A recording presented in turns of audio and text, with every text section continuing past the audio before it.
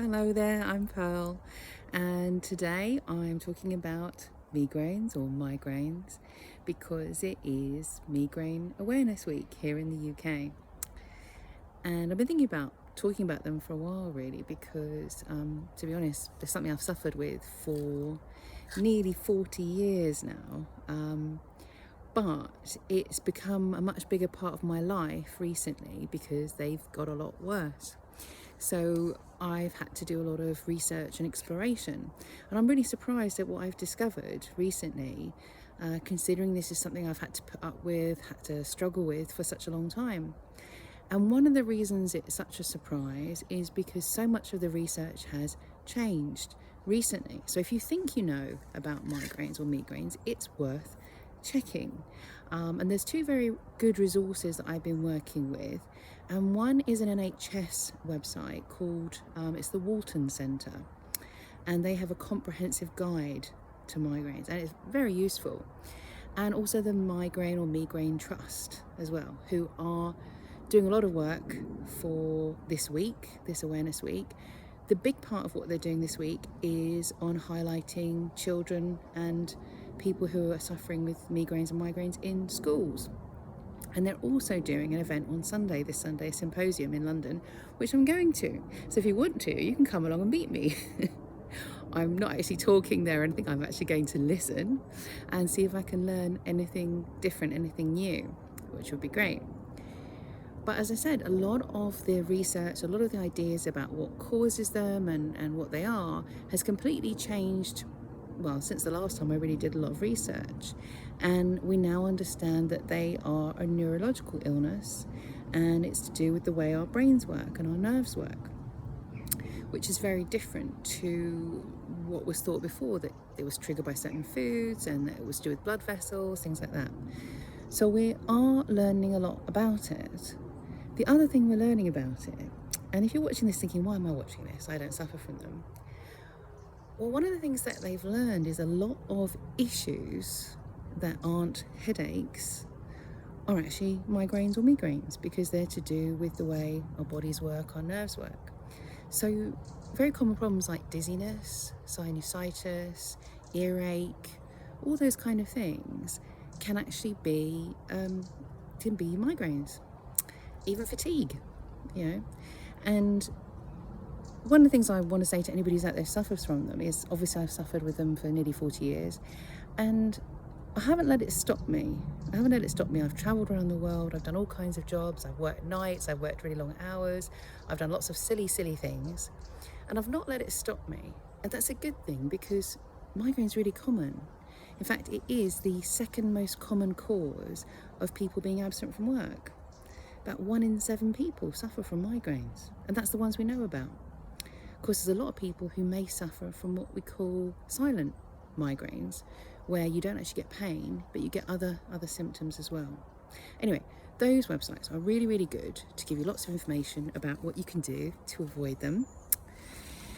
And what I've learned over the years is that sometimes you do everything right and you still get them. And sometimes you do everything wrong and you don't get them. You luck out. I always say it's a bit like roulette or something, like Russian roulette, you never know.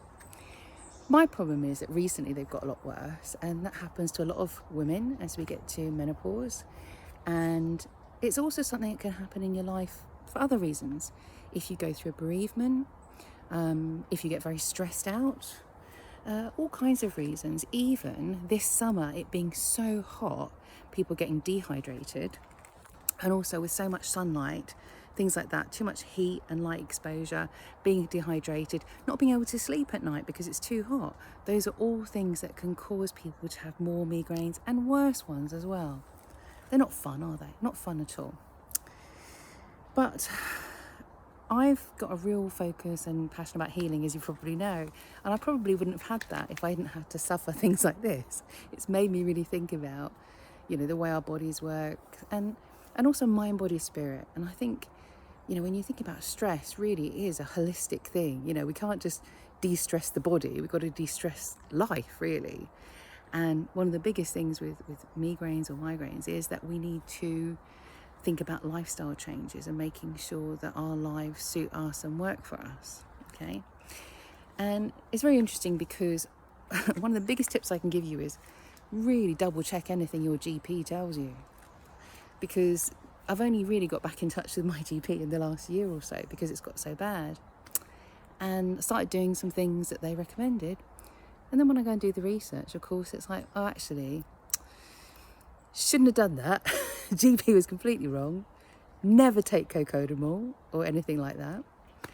And really go and check those websites, and if it's bad, what you really want is a referral to a proper neurologist who can tell you what to do, because they're the experts and they know how to treat this. And it kind of amazes me because it's a very common illness. You think, well, hang on, shouldn't GPs know about this? If you're a GP, perhaps you should go and check out the NHS website and, learn something about migraines. Anyway, because I've done all these mung bean healing things around the world, massages, acupuncture, all these kind of things, and I love a bit of it. I love a bit of homeopathy or aromatherapy, all those kind of things. So of course I've tried them over the years, but I found them to be quite useful, but nothing really fixes it. Doesn't fix it. So I'm working on a lot of different things. I'll let you know how it goes. But I wanted to share. So here's the thing. A lot of the things that make migraines better in the short term make it worse in the long term, okay? So coffee and tea used to be really good for me, but in the long term, they make the condition worse. Taking cocodamol helps in the short term, long term makes the condition worse. And of course, when you stop things like coffee, tea, you often get headaches and stuff while your body's getting used to not having it. So you're doing those things to make it better in the long run, and it hurts a bit more in the short term. So it's a bit of a horrible one, really. But what I wanted to share is some really quick and easy short-term things you can do for a migraine that will not make it any worse, okay? There is no harm to these, okay? As long as it's all fairly sensible. And the first one, the number one is, if you're feeling that you might be getting something coming on, number one is to get out into a green space.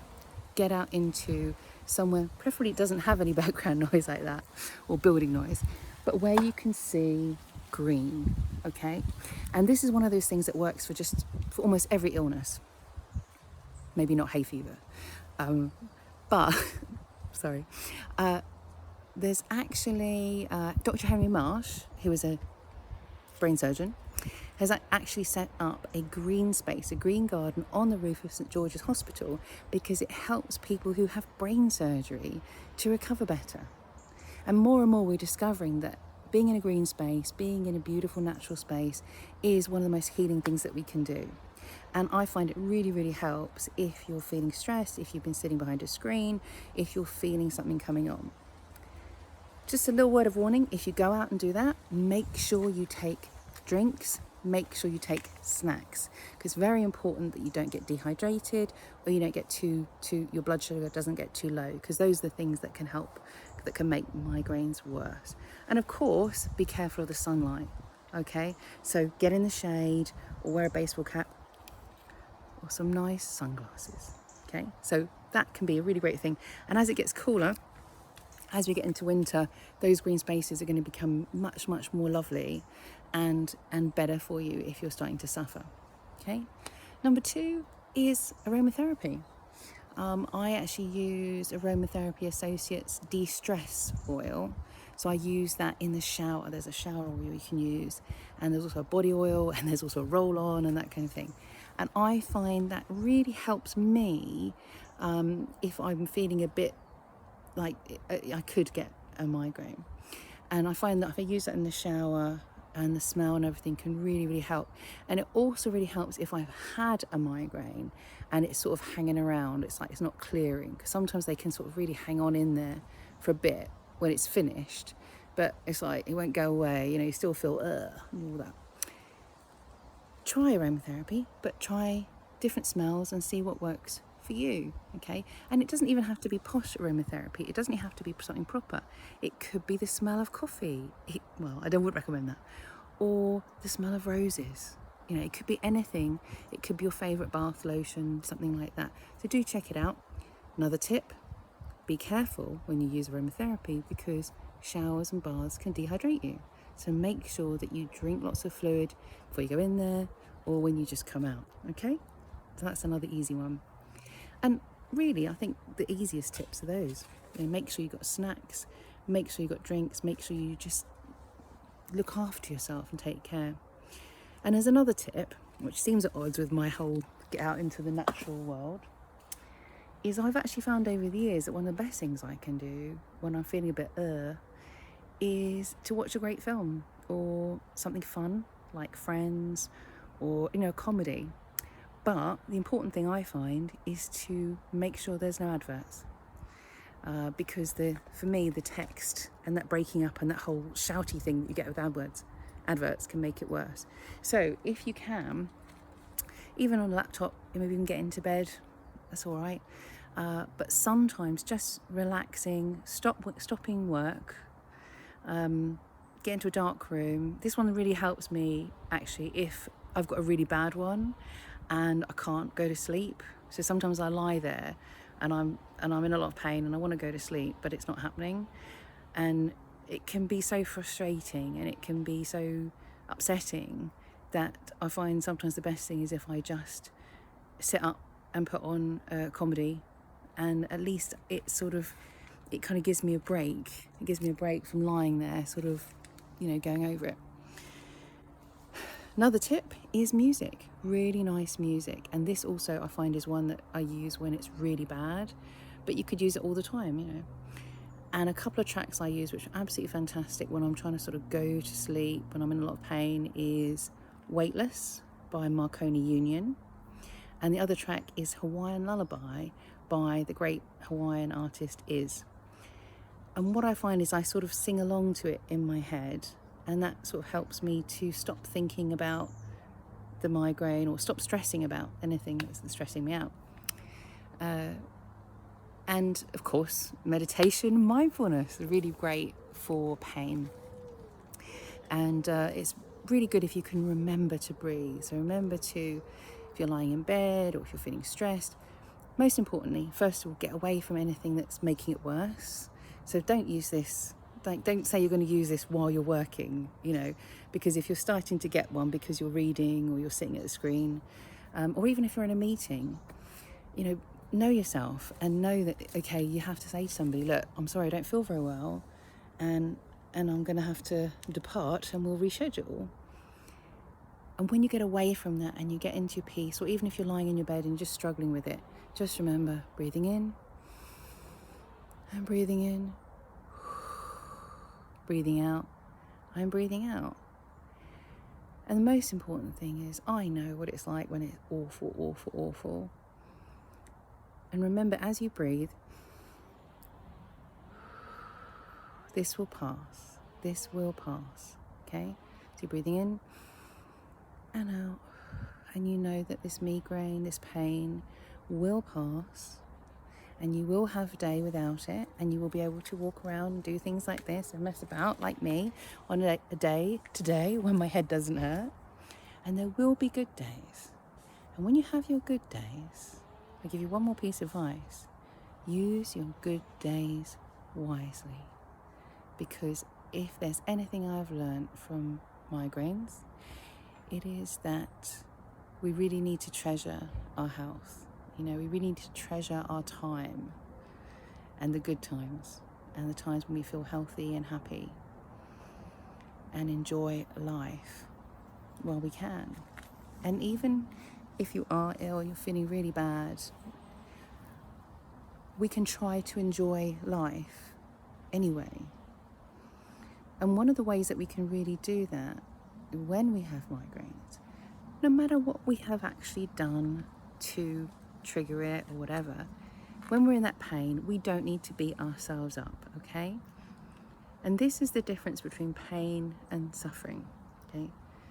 You can be in pain, but you don't have to make it worse by saying, oh, I wish I'd done this or I should have done that, or listening to anybody who says that, Don't need to worry about that. All you've got to deal with is the pain. Forget the suffering. Push it to one side. Say, no, I'm not going to worry about anything else. All I have to do is breathe in, breathe out, be in this moment, deal with this. Don't beat myself up. And remember, the good times are coming, and you will get through this, and you will have good days again. Okay? Lots of love.